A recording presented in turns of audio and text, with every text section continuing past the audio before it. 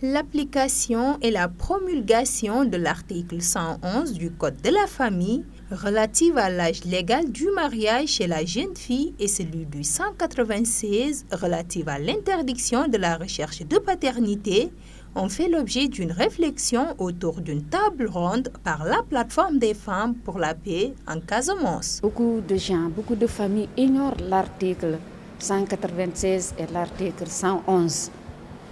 Qui veut dire qu'il protège les femmes et les enfants. Et ces enfants-là, quelquefois, naissent sans père. Qui est le papa?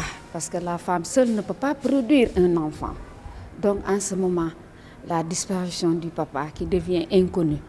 Et c'est frustrant quand l'enfant va grandir. Pas de ces enfants qui deviennent des fonctionnaires. Et c'est frustrant qui, par exemple, on leur demande le nom de leur papa, ils ne connaissent pas.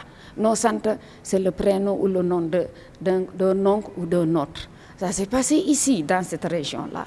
Donc il faut arrêter. Parce que donc il faudrait quand même que les gens promulguent cette loi-là. Application de cette loi-là. C'est très important. Que la justice protège ces femmes-là. Pour mieux mener ce combat, ces femmes seront outillées pour sensibiliser la population. Voilà, nous serons outillés par rapport à cette participation pour mener à bien dans la sensibilisation, dans les localités, des rencontres délocalisées. Il faudrait aussi que la presse nous accompagne. Et c'est très important que la presse aussi fasse de bonnes choses avec nous, comme vous le faites d'habitude.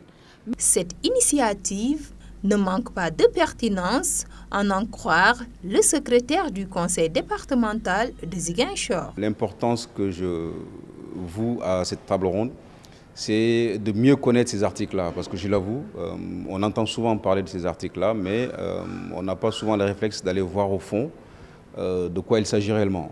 Et il est important pour nous de réellement savoir de quoi il en retourne, afin d'avoir les éléments de langage qu'il faut et de voir quel est le plaidoyer approprié qu'il faut mener.